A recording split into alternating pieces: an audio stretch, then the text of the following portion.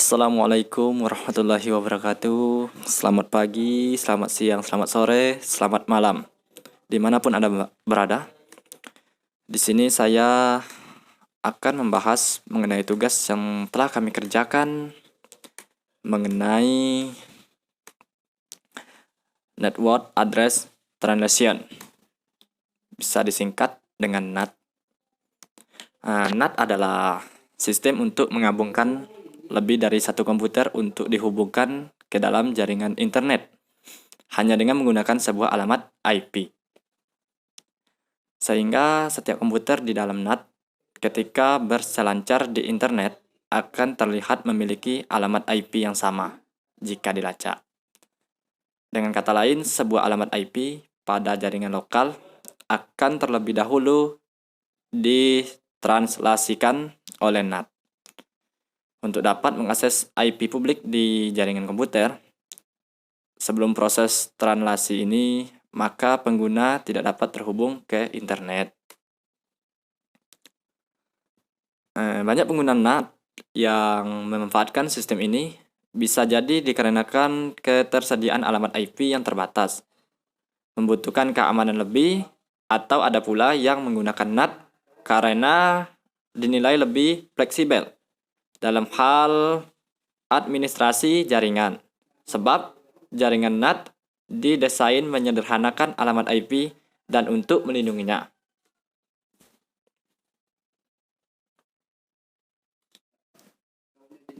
Fungsi 1.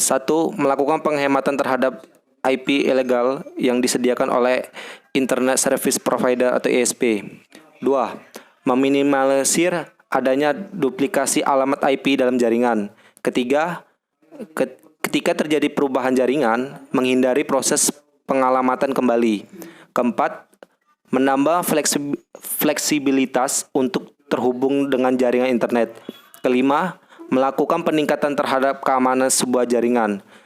Dan terakhir itu, dibandingkan dengan aplikasi alternatif seperti proxy, penggunaan NAT memberikan fleksibilitas dan performa yang lebih baik.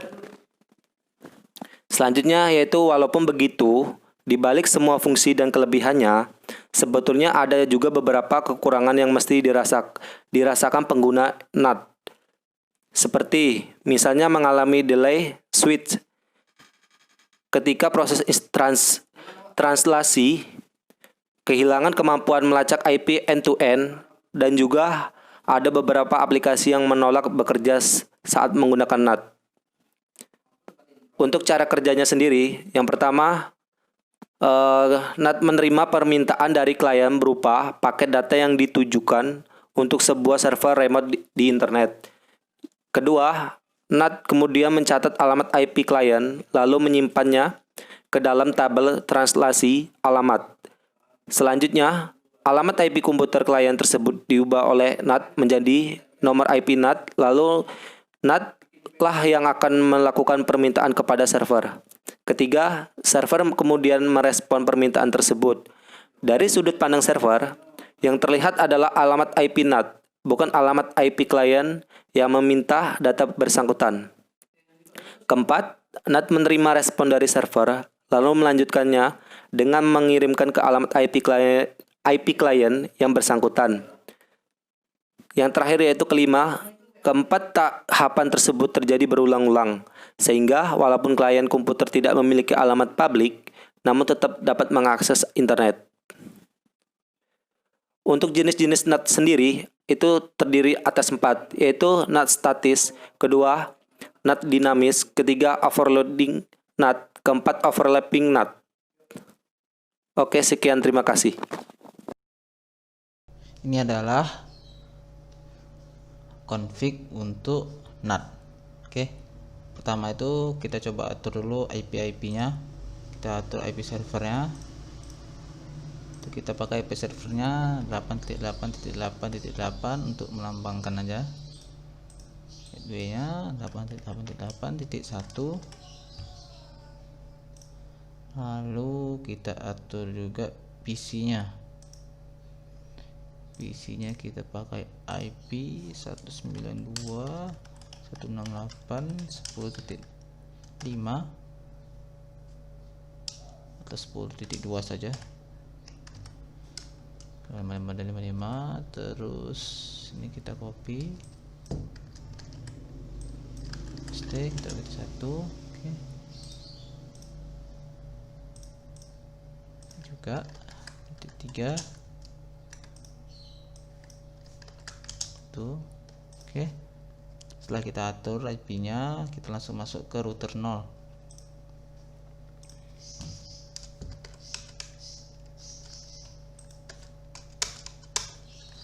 Enable config, kita atur namanya dulu R0. Oke. Kita atur interface-nya int get0/0. Kita masukkan IP untuk ke router 1. Itu adalah IP add, berapa IP-nya?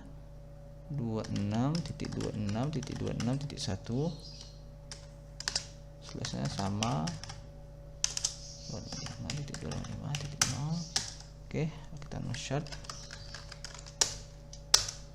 Kita exit aja. Bisa satu lagi untuk interface G0/1 add 8.8.8.1, terus 255 0, terus SH exit. Oke, kita langsung ke router 1.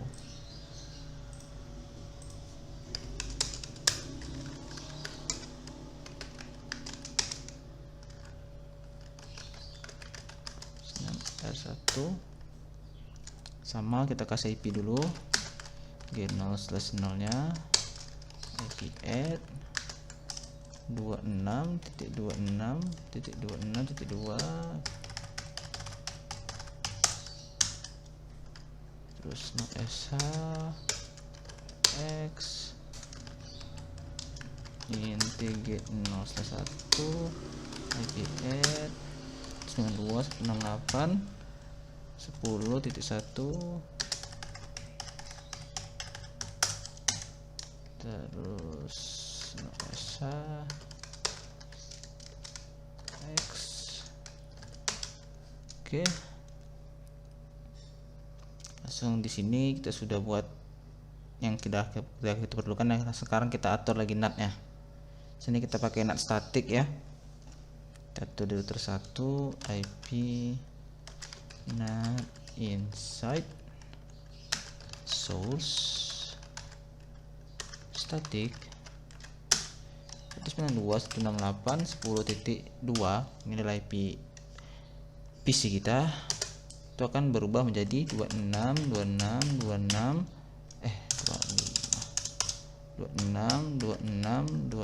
titik, kita buat berapa ya, 20 misalnya, 26.20.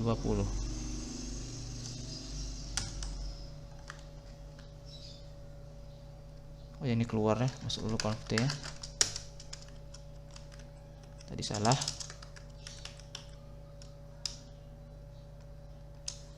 IP NAT inside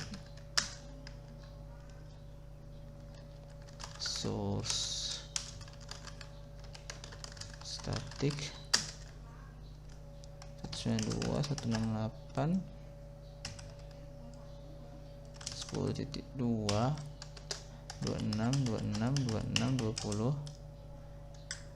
Enter. Oke, ini untuk PC 0. Untuk PC 1 itu kita pakai seperti 3 tadi IP nya, terus kita buat jadi 30. Bentar. Oke, sudah itu kita atur di interface G0/0 nya. Ini adalah IP untuk keluar, not outside, untuk ke internet. Terus exit. Terus kita masuk ke G0/1. Ini adalah IP NAT inside. Terus kita bisa exit juga. Nah, sudah selesai untuk di router yang ini. Kita pindah ke router 0, ke R0. Di sini kita atur rootnya, IP rootnya root 0/0.0.0.0.0.0.0 itu adalah sudah. Lalu kita masukkan get 0/1, itu adalah yang ke internet. Tunggu dulu. Oh, ini di router yang sama ya, bukan di router yang ini. Copy aja, kita di router yang ini, paste get 0/0.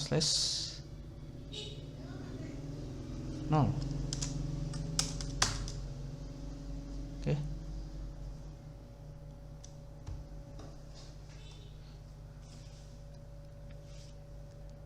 Sekarang kita coba ping, apakah berhasil. Ping 8.8.8.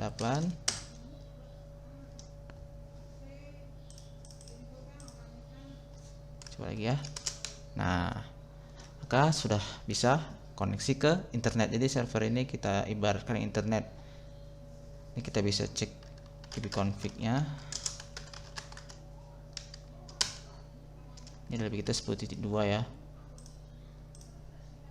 Tapi di bagian server itu bacanya adalah 26.26.26.20. Seperti itu.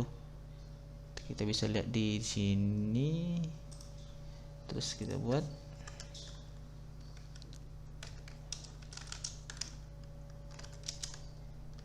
show IP NAT translation. Nah, itu bisa kita lihat ya. Inilah IP NAT nya, pusat lokal 10.2 itu 20, 10.3 itu adalah 30. Bisa dilihat. Ini penjelasannya. Terima kasih telah menonton video tugas kelompok kami tentang NAT. Mohon maaf untuk segala kesalahannya. Wassalamualaikum warahmatullahi wabarakatuh.